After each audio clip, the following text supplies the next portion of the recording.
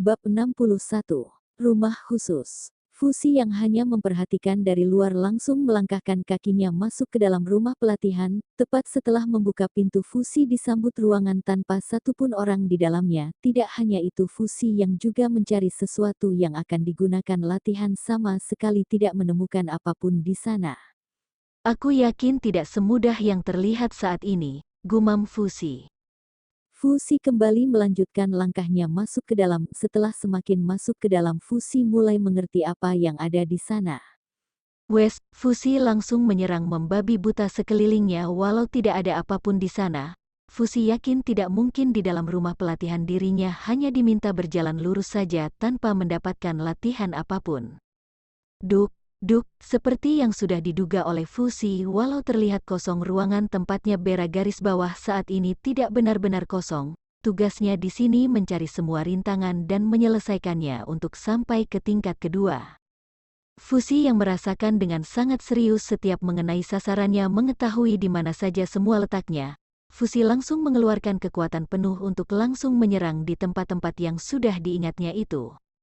Duk bak bruak. Tanpa Fusi duga, setelah menyerang beberapa tempat dirinya malah diserang balik dan dibuat terlempar. Fusi langsung bangkit berdiri saat itu juga. Dirinya cukup tahu saja kalau ternyata apapun yang diserangnya tadi bisa menyerang balik. Ternyata seperti itu, gumam Fusi. Cih, padahal sebelumnya aku terkejut karena kamu bisa menebak apa yang menjadi latihan kamu. Aku tidak menyangka ternyata kamu hanya beruntung saja, ucap Lalang. Tidak ada yang namanya beruntung. Aku mengetahuinya karena strategi aku gagal mengetahuinya juga karena strategiku yang kurang matang, sahut Fusi sambil berputar mencoba memperhatikan sekelilingnya. Bak, satu pukulan mendarat di bagian belakang Fusi. Belum sempat memutar badan, Fusi kembali mendapatkan pukulan dari arah lain. Sial, hanya pelatihan kecil seperti ini saja mencoba menyusahkanku. Aku akan tunjuk seperti apa seranganku yang sebenarnya, ucap Fusi sambil mengepalkan tangannya. Fusi yang semula hanya mengandalkan strategi tanpa dasar perlahan menutup matanya. Fusi langsung mengambil pedangnya dan menaruhnya di depannya untuk berpegangan. Saat ini Fusi masih membiarkan serangan terus mengarah padanya. Berbekal tangannya yang memegang pedang, Fusi mencoba merasakan kenikmatan setiap serangan yang ada. Aku sudah tahu sekarang, gumam Fusi sambil tersenyum. Pemahamannya yang cepat membuat Fusi bisa mengingat semuanya. Fusi yang menghafal pola serangan bergegas mengayunkan pedangnya dengan sangat cepat. Di setiap ayunan pedangnya Fusi bisa merasakan kalau dirinya berhasil mengenai semua sasaran. Setelah semua tepat sasaran, Fusi menyimpan kembali pedangnya. Bersamaan itu semua yang tidak dilihatnya terlihat dengan sangat jelas. Darah dan mayat yang tertebas pedangnya berhamburan di depannya. Walau merasa sangat terkejut, Fusi sama sekali tidak jijik. Lagi pula itu bukan pertama kali baginya membunuh orang. Dasar manusia, kalian menjadikan sesama sebagai bahan latihan, ucap Lalang. Aku yakin walau mereka tadinya masih hidup mereka sudah banyak melakukan kesalahan. Itu karma mereka, sahut Fusi tanpa berbelas kasih. Kriet. Dinding yang ada di depan Fusi tiba-tiba terbuka sangat lebar. Di balik dinding, anak tangga menuju tingkat kedua terlihat sangat jelas. Apa kamu akan langsung naik ke atas? Tanya Lulang. Tentu saja, aku tidak mau membuang waktu. Aku harus segera menyelesaikan pelatihan ini agar bisa menjadi lebih kuat, ucap Fusi. Aku benar-benar menyukai semangatmu, sahut Lulang. Tanpa banyak berpikir, Fusi bergegas pergi ke arah anak tangga dan langsung menaikinya. Sesampainya di tingkat kedua, Fusi sempat terdiam karena yang ada di depannya saat ini bukan pelatihan biasa. Belasan wanita muda berpakaian terbuka berada di tempat yang berbeda dengan berbagai posisi menantang. Fusi bisa merasakan kalau saat ini hidungnya meneteskan darah yang cukup banyak, apalagi beberapa wanita menggoyangkan pinggangnya menari sambil berjalan ke arahnya. Sialan, bagaimanapun juga aku seorang pria normal, gumam Fusi sambil mengusap darah di hidungnya. Hahaha, aku tidak menyangka kamu masih normal, ucap Lulang. Lulang tertawa lepas karena memang baru pertama kali melihat Fusi yang seperti itu.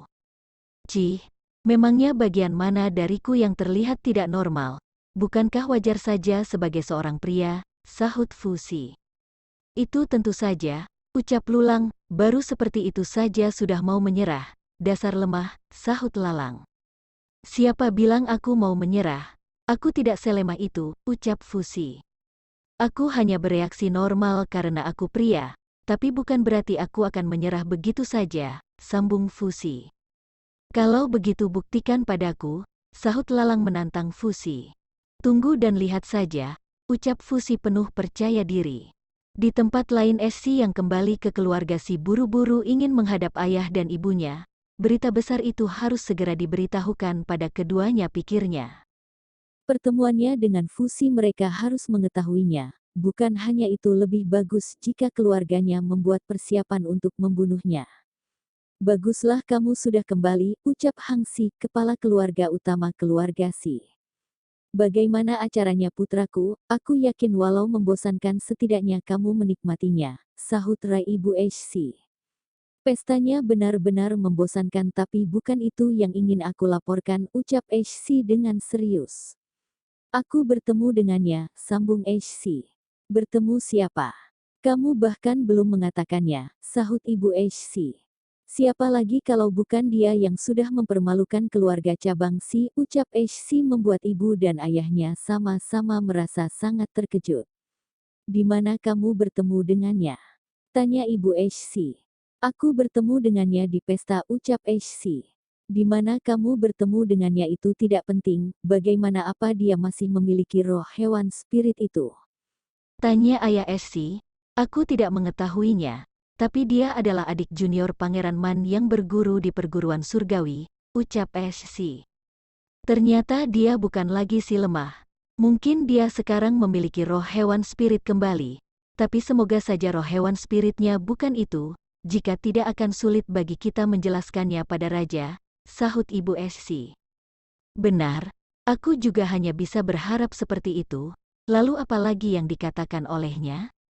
Ucap ayah Si. Dia bilang dia akan datang kemari suatu hari nanti untuk membalas dendam, sahut Si.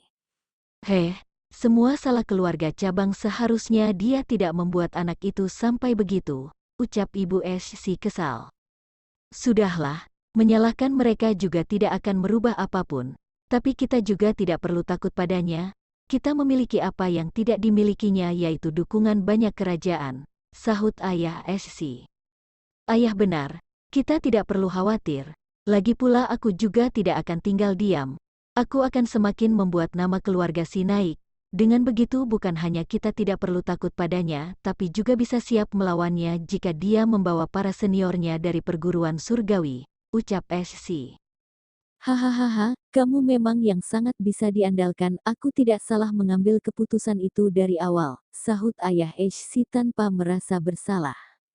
Serentak ketiganya sama-sama merasa sangat tenang, mereka tidak tahu bahaya apa yang akan mendatangi mereka cepat atau lambat. Anak sampah yang mereka buang dengan alasan apapun bukan lagi seperti sebelumnya.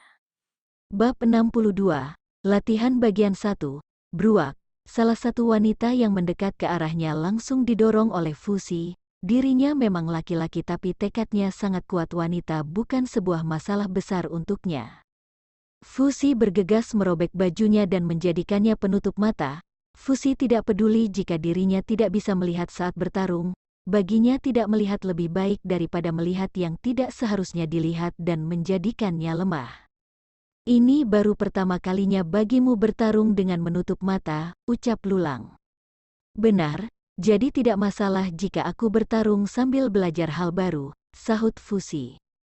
Lalu bagaimana jika kamu mati, tanya Lulang. Aku tidak akan mati sebelum membalas dendam dan meminta penjelasan pada keluarga Si. Aku harap kamu selalu mengingat itu, ucap Fusi. Aku selalu mengingatnya. Tapi bertarung sambil menutup mata membuat lawanmu mengambil keuntungan. Jika kamu terlambat saja menghindar kamu akan celaka, sahut Lulang. Fusi tidak menjawab perkataan Lulang. Seperti sebelumnya saat bertarung tanpa lawan yang terlihat Fusi ingin menggunakan cara yang sama. Satu serangan pedang yang mengarah padanya berhasil dihindari Fusi tepat waktu. Fusi yang mengandalkan suara di sekitarnya bisa mendengar semua wanita mengarah secara bersamaan ke arahnya. Fusi yang menghindari serangan dengan sangat cepat masih terkena sayatan pedang di bagian lengannya, walau sama seperti sebelumnya ada perbedaan di antara yang dilakukannya saat ini. Melihat Fusi terluka, Lulang bersiap membantunya. Dirinya adalah naga, seperti apa penampilan wanita manusia di depannya sama sekali tidak akan mempengaruhinya. Kamu lihat dia masih memiliki tekad, jika kamu membantunya sekarang dia pasti tidak senang, ucap Lalang. Akan lebih baik jika kita hanya memperhatikannya saja untuk sekarang, lagi pula aku ingin melihat seberapa kemampuannya, sambung Lalang. Lulang berpikir yang dikatakan Alang ada benarnya, tapi tetap saja dirinya merasa sangat khawatir karena Fusi bertarung dengan mata tertutup. Ternyata berhasil melukaiku, ucap Fusi sambil bangkit berdiri. Fusi yang memegangi lengannya perlahan melepaskannya. Luka bisa disembuhkan nanti, tapi jika luka bertambah banyak dirinya bisa mati kehilangan banyak darah. Setelah menarik nafas panjang, Fusi mencoba tetap tenang. Fusi kembali bangkit berdiri sambil menarik pedangnya. Satu persatu ayunan pedang yang mengarah padanya berhasil ditangkis olehnya. Fusi merasa semakin lama dirinya bertarung menutup mata, pergerakan para lawan semakin bisa dirasakannya. Itu seperti mempertajam indera pendengarannya, karena di mana ada lawannya Fusi bisa merasakannya. Karena bisa mendengar setiap gerakan lawan Fusi dengan cepat menangkis semuanya. Fusi yang sedari tadi hanya menangkis mulai melakukan serangan balik. Satu serangan Fusi langsung tepat sasaran. Fusi yang memegangi pedangnya bisa merasakan darah menetes dari mata pedangnya. Ucap Fusi. Fusi yang mengayunkan pedangnya ke asal arah suara yang didengarnya bisa merasakan semua serangannya tepat sasaran. Setelah merasa semua sudah berhasil terselesaikan, Fusi langsung membuka penutup matanya. Melihat semua wanita yang menjadi lawannya sudah mati, Fusi menarik nafas panjang. Bersamaan dengan itu dinding kembali terbuka memperlihatkan anak tangga menuju lantai ketiga. Fusi yang tidak ingin membuang waktu langsung menaiki anak tangga ketiga. Di anak tangga pertama Fusi mendapatkan pelatihan yang melatih penglihatan. Di anak tangga kedua Fusi mendapatkan pelatihan yang melatih pendengaran. Saat ini Fusi tidak sabar ingin mendapatkan pelatihan seperti apa lagi di anak tangga ketiga. Tepat setelah menaiki anak tangga terakhir, Fusi mencium bau yang sangat menyengat. Fusi bahkan hampir terjatuh hanya karena mencium bau yang benar-benar menusuk hidungnya. Sepertinya aku mengerti sekarang, gumam Fusi, rumah pelatihan khusus yang digunakannya saat ini untuk melatih kelima inderanya. Tidak heran Ketua Tang berani membantunya menerobos tingkat setelah berhasil. Walau merasa sangat bau dan terganggu dengan bau yang sangat menyengat, Fusi tetap melangkahkan kakinya. Di tingkat ketiga bau semakin menyengat membuat Fusi yang menciumnya hampir kehilangan kesadarannya. Sial, ternyata baunya separah ini, ucap Fusi. Fusi yang mencoba menutup hidungnya masih bisa mencium bau di sekitarnya. Semakin lama bau bertambah menyengat dan bau semakin parah. Fusi mencoba mencari asal bau yang diciumnya. Saat mencoba mencari dari mana asal bau, Fusi dibuat bingung karena semua bau bukan hanya berasal dari satu arah. Dari ekspresinya sepertinya dia mencium sesuatu, ucap Lalang. Aku juga berpikir seperti itu, sahut Lulang. Fusi terus mengendus asal bau menyengat yang sangat mengganggunya. Fusi yang tidak ingin menyerah tiba-tiba saja tidak lagi mencium apapun. Seperti ini jauh lebih baik, ucap Fusi, tapi... Fusi tidak melanjutkan perkataannya dan langsung berjalan ke arah yang diciumnya. Betapa terkejutnya Fusi saat melihat asal bau yang diciumnya berasal dari tumbuhan aneh. Fusi tidak habis pikir, tumbuhan yang lebih seperti rumput itu bagaimana bisa sebau itu. Ambil itu, tumbuhan itu sangat berguna untukmu nantinya, ucap Lulang. Tanaman bau itu memangnya apa kegunaannya? Jika aku mengambilnya, semua yang ada di dalam cincin ruang aku akan bau, sahut Fusi. Tanaman itu mengeluarkan bau karena sudah diaktifkan. Gunakan darahmu agar tanaman itu tidak bau lagi, ucap Lulang. Fusi yang menganggukkan kepala langsung meneteskan darahnya ke atas tanaman bau. Benar saja seperti yang sudah dikatakan oleh Lulang setelah meneteskan darahnya tanaman di depannya tidak lagi mengeluarkan bau. Luar biasa ternyata bisa seperti itu, ucap Fusi. Tentu saja, tapi mungkin kamu akan dalam masalah besar, sahut Lalang. Ah, aku lupa memberitahumu. Karena kamu berada di tempat pelatihan tanaman itu pasti ada pemiliknya. Dengan kamu mengambilnya langsung siapapun pemiliknya itu pasti akan sangat marah besar, ucap Lulang. Benar juga, kenapa aku tidak memikirkannya dari awal, sahut Fusi. Tapi semua sudah terlanjur, memangnya apa yang bisa terjadi, sambung Fusi santai. Di tempat lain pemilik rumah pelatihan bisa merasakan kalau saat ini tumbuhan bau miliknya sudah tidak aktif. Pemilik rumah pelatihan merasa sangat penasaran siapa yang lancang berani mengambil miliknya. Siapapun orang itu dia yang sudah berani mengambil miliknya harus menerima hukumannya. Saat itu juga pemilik rumah pelatihan bergegas berpindah tempat ke depan rumah pelatihannya. Siapapun yang mengambil miliknya harus mati. Kamu kenapa kemari? Tanya Ketua Tang. Pemilik rumah pelatihan adalah teman lamanya itu yang membuatnya bisa membawa muridnya masuk ke dalam sana dengan mudah. Jika aku tidak datang rumah pelatihan milikku akan diambil sepenuhnya oleh seseorang, bahkan tanaman bau milikku saja sudah diambil orang yang saat ini berada di dalam, ucap pemilik rumah pelatihan. Mendengar apa yang dikatakan teman lamanya itu Ketua Tang terdiam, yang ada di dalam sana adalah Fusi apa mungkin Fusi yang mengambil itu pikirnya. Dia yang berani mengambil milikku harus siap menerima akibatnya, ucap pemilik rumah pelatihan. Tunggu, bukankah itu terlalu berlebihan? Bagaimana jika aku saja yang menggantinya? Sahut Ketua Tang. Kenapa jadi kamu yang mau menggantinya? Jangan bilang padaku kalau orang yang ada di dalam sana masih kenalan atau bahkan muridmu, ucap pemilik rumah pelatihan sambil menatap Ketua Tang penuh selidik. Sebenarnya yang ada di dalam sana memang muridku, sahut Ketua Tang. Walau itu muridmu aku tidak akan melepaskannya, aku akan memberikannya hukuman yang pantas untuknya, ucap pemilik rumah pelatihan. Kalau begitu maafkan aku tidak akan membiarkanmu melakukannya, sahut Ketua Tang dengan serius.